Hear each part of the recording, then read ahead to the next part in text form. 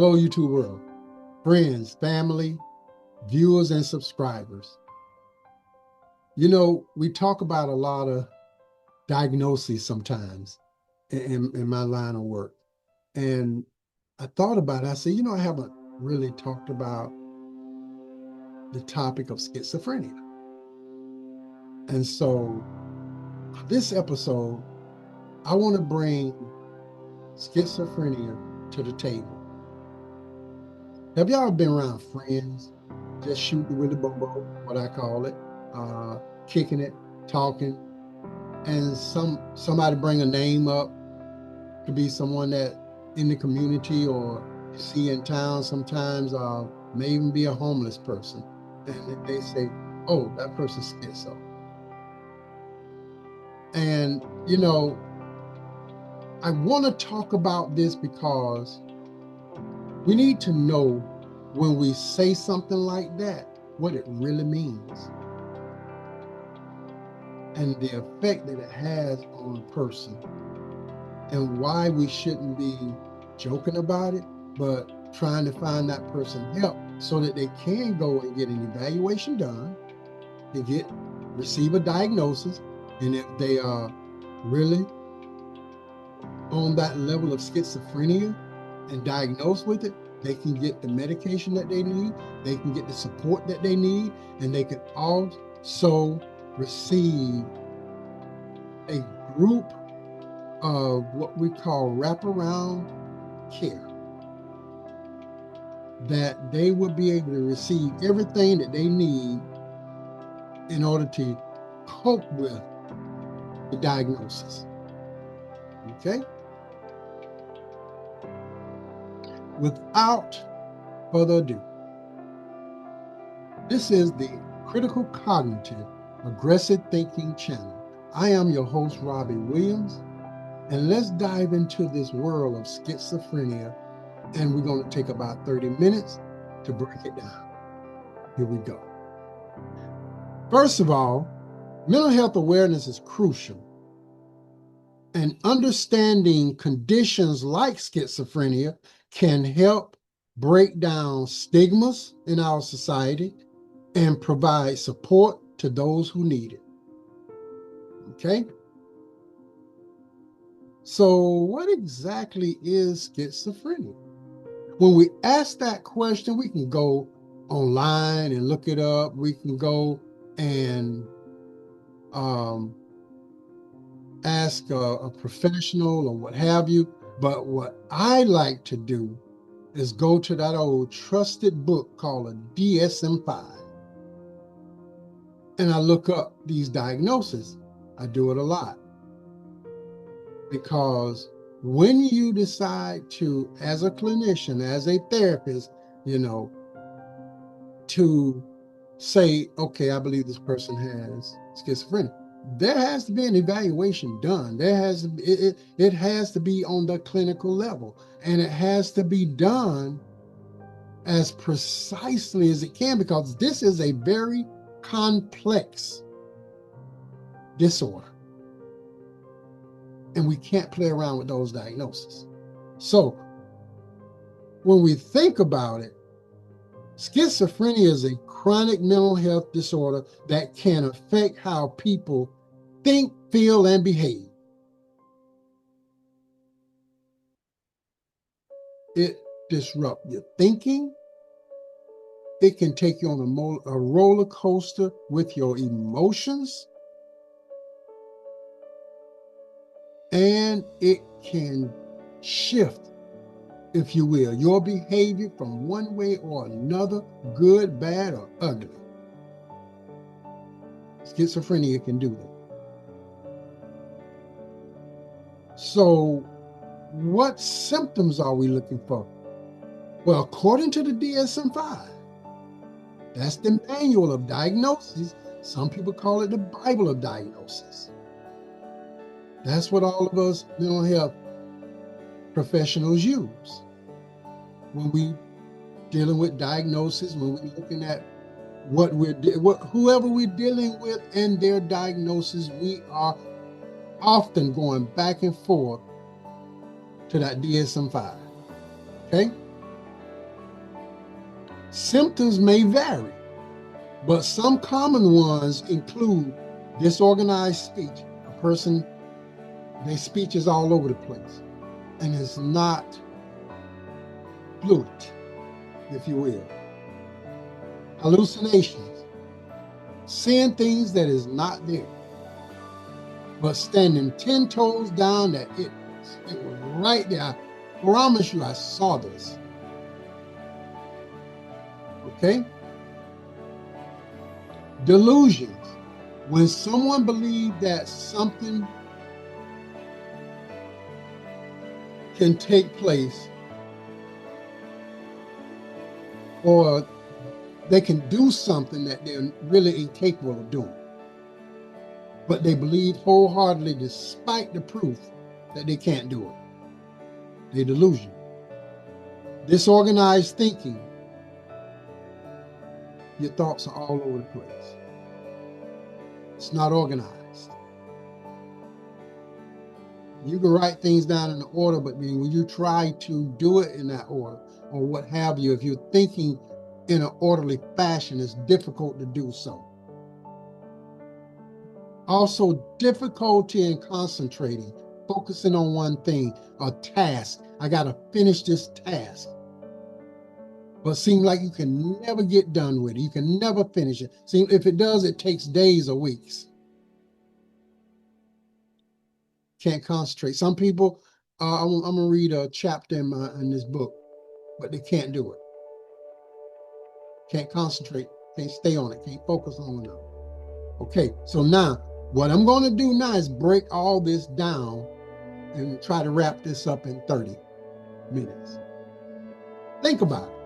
Now, according to DSM-5, it says that you must have 2 or more symptoms of the following, each presenting for a significant amount of time during a month period.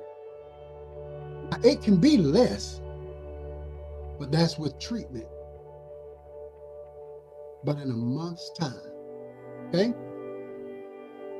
I brought 6 here on the table to talk about, and I'm going to define them as we go, including the ones I've already said. Delusions. Delusions are false beliefs that persist despite practical evidence of the contrary. You may have a guy that drives a Kia Optima, and you have another guy that drives a Corvette, and the guy in the Kia Optima may say, man, I can beat that car that you drive in a drag race. And we all know, guys that know cars know this, that Kia Optima is going to get smoked. But the guy that drives the Kia Optima, he's just like, hey, I can do it. I know I can do it in this car. He's delusional. That's just one way of looking at it. And that's an example I want to give just for people to understand that you can be totally delusional about something and no one can correct you, okay? Hallucinations are false perception of sensory experiences that seems real but aren't. I'm gonna point this one out. Someone say they saw Casper the Friendly Ghost. Stand 10 toes down on that. And be willing to argue with you about it, because they knew they saw Casper the Friendly Ghost. That's a hallucination. It's not real. Or somebody may say, oh, I saw Pegasus flying through the sky. No, you didn't. And that person argue you and never change their story. You did not see Pegasus. That person hallucinated it, okay? They saw something that wasn't there. All these are criterias now for schizophrenia.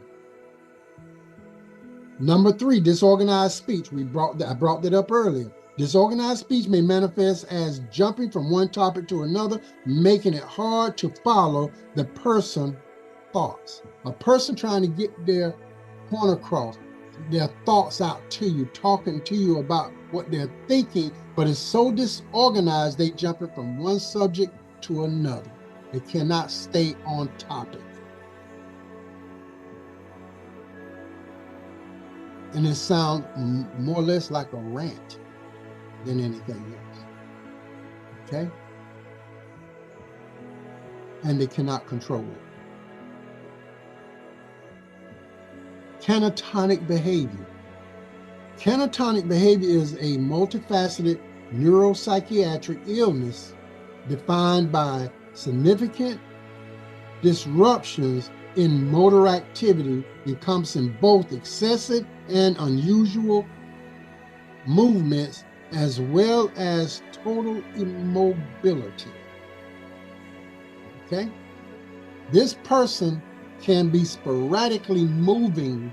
We're talking about motor skills. We're talking about being able to, you're moving, but it's not fluid. Some movement, you're not trying to make that movement like a jerk or something like that. You didn't try to do it, but it happened. You can't control it. That's catatonic behavior. It's not behavior that's normal. Okay? That is an illness. It's a disruption in your motor activity. Okay?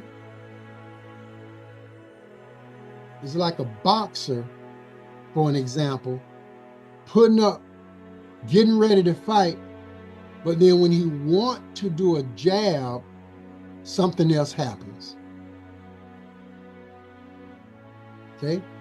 Walk into the kitchen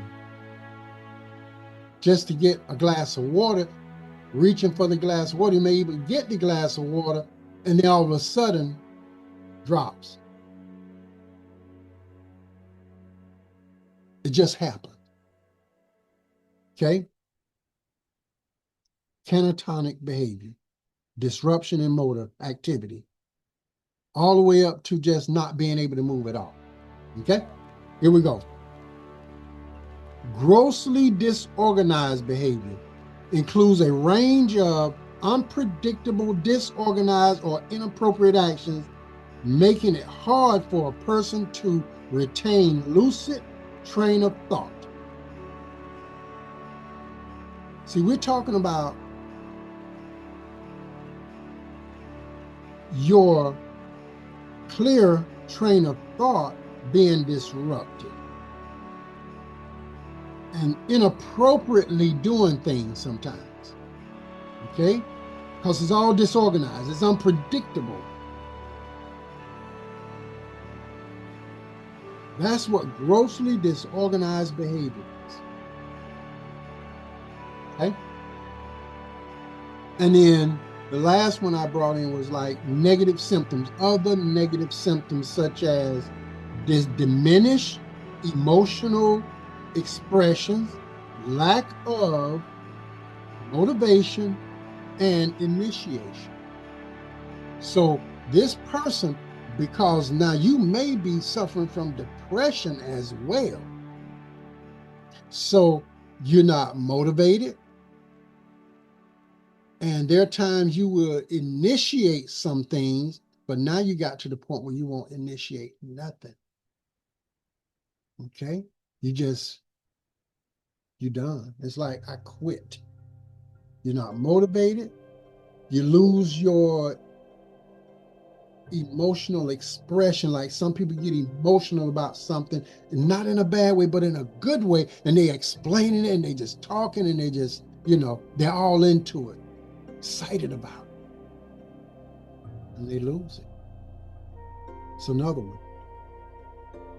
See, people, when we talk about schizophrenia, you have to talk about all of those things.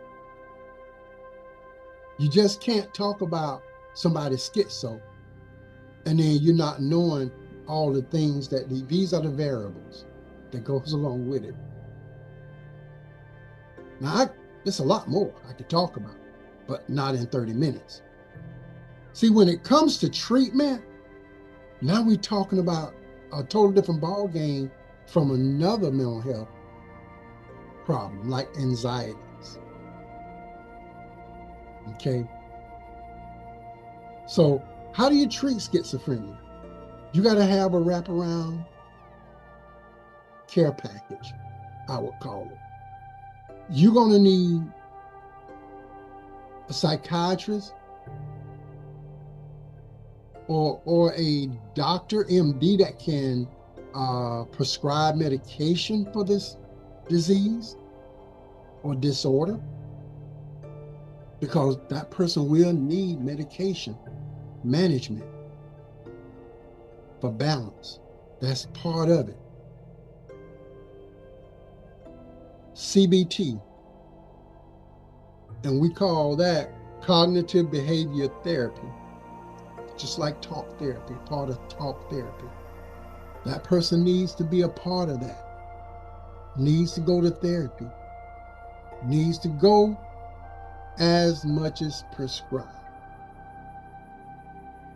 because that will help a person put these things in order mentally, understand what you're going through, knowing why you're so emotional at this point, and then another point, you're not, you're up, you down, you left, you right, so to speak. All these things need to be explained to you. You need to sit down and talk about it. That's why therapy is so important. Talk therapy, CBT. Supported services, social workers, peer specialists, care coordinators. You need all of that. You need family to support you. You need, if you have good friends, you need those friends to support you. If you have a church that understands, then you got people in the church that can help you. Because schizophrenia is chronic. It's no joke.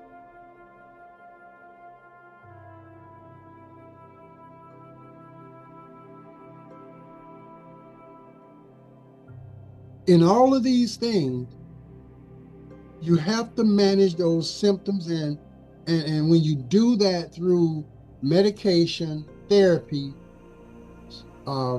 family, friends, support in the community, and all other support, it helps to improve your quality of life.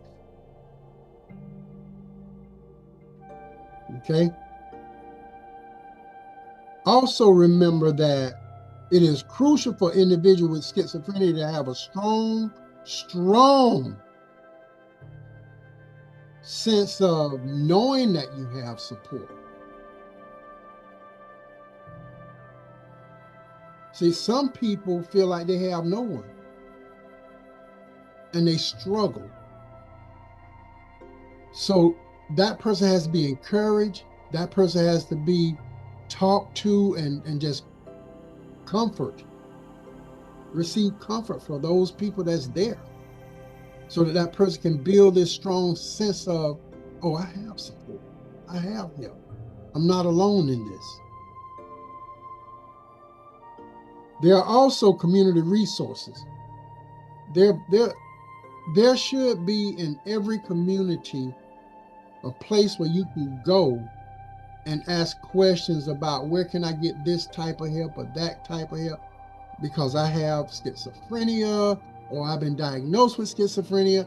And you should be able to go to these places. Social services is one of them. But never be that person that think that you can handle this thing by yourself, because you cannot. You could never deal with this monster alone. Okay? Because the resources out there, they should offer educational resources, advocacy, and connect you to local support groups. And that's powerful when you can go and sit down with other people, even if they don't have a diagnosis of schizophrenia, but they may have bipolar or PTSD or something else, anxiety, depression. But if you can go to a support group and sit with everyone and then you talk, that's if you feel comfortable doing that. But there are also online support groups. People can find out where they are, who's hosting it, and go. There are churches that, thank God for those churches that do allow people to do that, because I think that's one of the Achilles heel in the communities are churches that do not put that type of work or effort into supporting people with mental illness. I think it's a travesty because everybody's territorial. That's a horse you don't want to ride. Get off that horse and open your doors to new ideas of helping people in the community. I just want to throw that in. Let's educate ourselves and others in understanding that gaining knowledge about schizophrenia is essential for creating a more compassionate and loving, supportive society. My name is Robby Williams, the founder of the Critical Cognitive Aggressive Thinking channel. Please don't forget to like, share, subscribe to my channel, and just word of mouth alone can get people to watch some of my videos and pick up on things that they may not have heard of before. That being said, God bless y'all. Have a good night. I'm out of here.